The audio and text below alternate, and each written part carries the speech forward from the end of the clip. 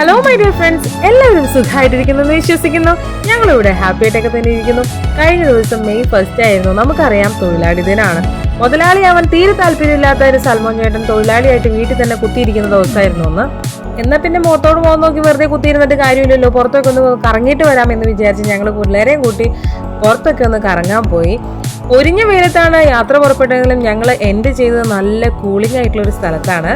എല്ലാവർക്കും തന്നെ അറിയാവുന്ന വളരെ പ്രശസ്തയായിട്ടുള്ള ഒരു കാവാണിത്. കേരളത്തിലെ കുന്നത്തനാട് താലൂക്കിലെ പെരുമ്പാവൂരിൽ നിന്നും 5 കിലോമീറ്റർ ദൂരം മാത്രം സ്ഥിതി ചെയ്യുന്ന ഇരിങ്ങോൾക്കാവ് ഭഗവതി ക്ഷേത്രം. ഹൈന്ദവ ശാക്തേയ വിശ്വാസപ്രകാരം ജഗദീശ്വരിയും ആദിപരാശക്തിയുമായ ദുർഗാ ഭഗവതിയാണ് അവിടുത്തെ പ്രധാന പ്രതിഷ്ഠ എന്നും എനിക്കറിയാം. കൂടുതൽ ഡീറ്റെയിൽഡ് ആയിട്ട് പറയാനായിട്ടുള്ള ഒരു അറിവും ഒന്നും എനിക്കില്ല. പ്രധാനമായിട്ടും ഞങ്ങൾ അവിടെ പോകാനായിട്ടുള്ള കാരണം അവിടുത്തെ ആ പ്രകൃതിയുടെ മനോഹാരിത തന്നെയാണ്.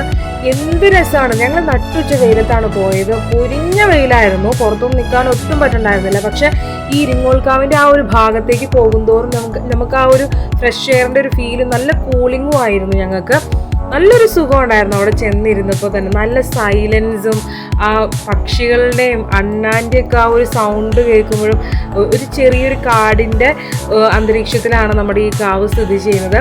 അപ്പോൾ ആ ഒരു കാടിൻ്റെ ആ ഒരു ഭംഗി നമ്മൾ അവിടെ ചെന്ന് അനുഭവിച്ച് അറിയേണ്ട ഒന്ന് തന്നെയാണ് കേട്ടോ. പ്രകൃതിയെ ഇഷ്ടപ്പെടുന്നവർക്ക് ഉറപ്പായിട്ടും ഈ ഒരു സ്ഥലം ഇഷ്ടപ്പെടും. നല്ല രസമാണ് കാണാനായിട്ട്. രസം എന്ന് പറഞ്ഞാൽ വണ്ടർലയിലും വീഗാലാൻഡിലും പോണ ആ ഒരു രസത്തിനെ കുറിച്ചല്ല കേട്ടോ പറഞ്ഞത്. കുറച്ച് മനസ്സിനെ ഒന്ന് ശാന്തമായിട്ട് വെക്കാൻ, ഒരു മെഡിറ്റേഷൻ്റെ ഒരു ഫീലൊക്കെ നമുക്ക് കിട്ടണമെങ്കിൽ അങ്ങനെ ഉള്ളൊരു സുഖം, ആ ഒരു രസം നമുക്ക് ഇവിടെ ചെന്നാൽ തീർച്ചയായിട്ടും കിട്ടും.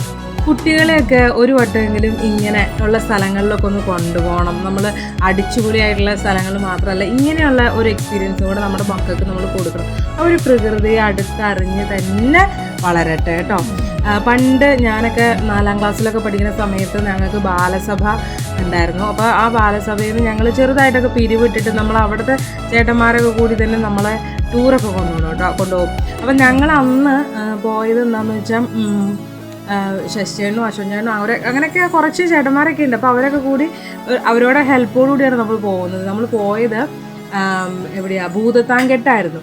അപ്പോൾ അന്ന് ഇന്നത്തെ പോലെ അത്ര ഡെവലപ്ഡ് അല്ലല്ലോ. അപ്പം നല്ല രസമായിരുന്നു. അതിന് ചെറിയൊരു കാടൊക്കെ ഉണ്ട്, അതിൻ്റെ ഉള്ളിലൂടെയൊക്കെ പോകുന്ന ഒരു രസം അന്ന് ഞാൻ ആസ്വദിച്ചിട്ടുണ്ട്. ആ ഒരു സെയിം ഫീൽ, ആ ഒരു സെയിം കംഫേർട്ട് എനിക്ക് ഇതിവിടെ ഈ ഇരിങ്ങോൾക്കാവിൻ്റെ പരിസരത്തോടെ നടന്നപ്പോൾ ഞാൻ ഓർത്തു പോകായിരുന്നു. അന്നത്തെ ആ ഒരു സെയിം ഫീലിങ്സ് എനിക്ക് ഇപ്പോഴും ഫീൽ ചെയ്യാൻ പറ്റുന്നുണ്ട് കേട്ടോ. അവിടെ ഒരു ചെറിയ കുളമൊക്കെ ഉണ്ട്. അതിൻ്റെ അകത്തേക്ക് ഞങ്ങൾ കടന്നില്ല.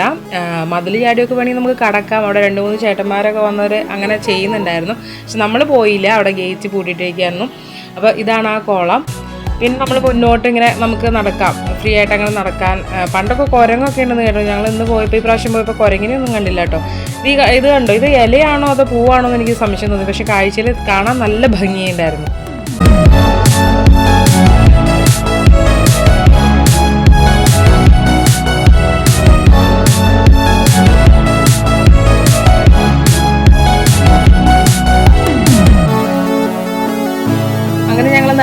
നടന്ന് പ്രകൃതിയൊക്കെ ആസ്വദിച്ച് അങ്ങ് നടന്ന് കാവിൻ്റെ ആ ഒരു ഭാഗത്തേക്ക് എത്തി. അപ്പോൾ അവിടെ നിന്ന് വഴി എവിടേക്കാണ് പോകണമെന്ന് ഞങ്ങൾക്ക് കറക്റ്റായിട്ട് മനസ്സിലായില്ല. പിന്നെ 2-3 പേരൊക്കെ അതിൻ്റെ അപ്പുറത്തെ സൈഡിൽ കൂടെ പോകണം കണ്ടപ്പോഴാണ് മനസ്സിലായത്. പിന്നെ ഞങ്ങൾ നേരായ വഴിക്കേ തന്നെ പോയി. അവിടെ കാവിൻ്റെ ആ ഒരു പരിസരത്തേക്ക് നമ്മൾ കയറുന്നതുകൊണ്ട് തന്നെ നമ്മൾക്ക് ചെരുപ്പിടാനായിട്ട് പാടില്ല കേട്ടോ. എല്ലാവരും ചെരുപ്പ് പുറത്ത് ഊരി വെച്ചിട്ട് വേണം ആ ഒരു പരിസരത്തേക്കാണ് നടക്കാനൊക്കെ.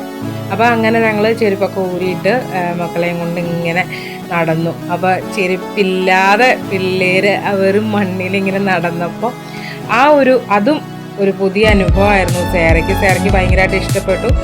അതിവിടെ ഓടി അടക്കമുണ്ടായിരുന്നു. പക്ഷെ കുറച്ച് നേരം കഴിഞ്ഞപ്പോൾ ഈ കാലിൽ കല്ല് കുത്തുന്നു മുള്ളു കുത്തുന്നു എന്നുള്ള പരാതികളൊക്കെ ഒഴിച്ചാൽ അവൾ നന്നായിട്ട് എൻജോയ് ചെയ്യുന്നുണ്ടായിരുന്നു കേട്ടോ.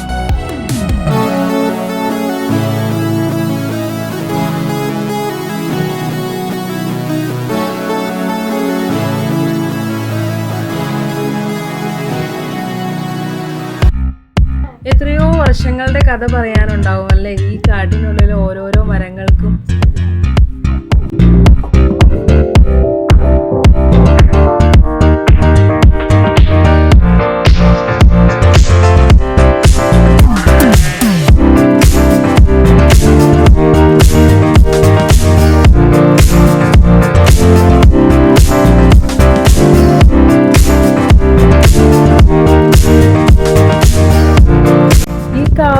പരിസരവും ഇങ്ങനെ തന്നെ നിലനിൽക്കട്ടെ എന്നുള്ള ഒരു പ്രാർത്ഥനയാണ് മനസ്സിൻ്റെ ഉള്ളിൽ. കാരണം ഇപ്പോൾ എല്ലായിടത്തും പലവിധ ഡെവലപ്മെൻറ്റ്സുകളും നടന്നുകൊണ്ടിരിക്കുന്ന ഒരു കാലഘട്ടമാണല്ലോ ഇപ്പോൾ. പക്ഷേ ഈ പ്രകൃതിയെ നശിപ്പിക്കാതെ ഇതിങ്ങനെ തന്നെ സംരക്ഷിച്ച് മുന്നോട്ട് പോകട്ടെ എന്നുള്ള പ്രാർത്ഥന തന്നെയാണ് മനസ്സിൽ. ഓരോ പടിക്കെട്ടുകൾ ഇറങ്ങി മുന്നോട്ട് പോകുന്തോറും വഴി തീരല്ലേ എന്നുള്ളൊരു പ്രാർത്ഥനയായിരുന്നു മനസ്സിൽ. എന്തോ എനിക്ക് ആ ഒരു പരിസരത്ത് നിന്ന് പുറത്തേക്ക് പോരണമെന്ന് തീരെ താല്പര്യം ഉണ്ടായിരുന്നില്ല.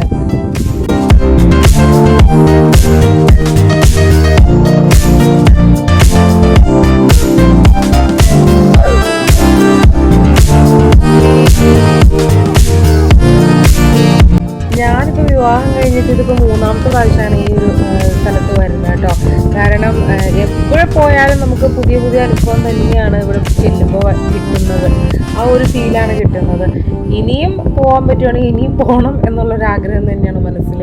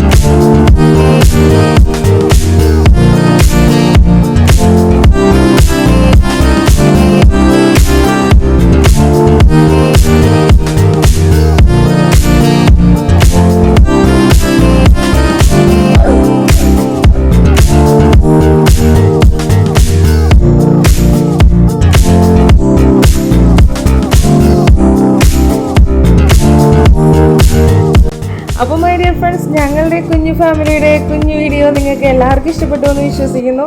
ഇഷ്ടപ്പെട്ടാൽ ലൈക്ക് ചെയ്യണം, കമൻറ്റ് ചെയ്യണം, ഷെയർ ചെയ്യണം. എന്തെങ്കിലും മിസ്റ്റേക്സ് ഉണ്ടെങ്കിൽ അതൊക്കെ കറക്റ്റ് ചെയ്ത് പറഞ്ഞു തരണം കേട്ടോ. Thank you so much. See you later. Bye by.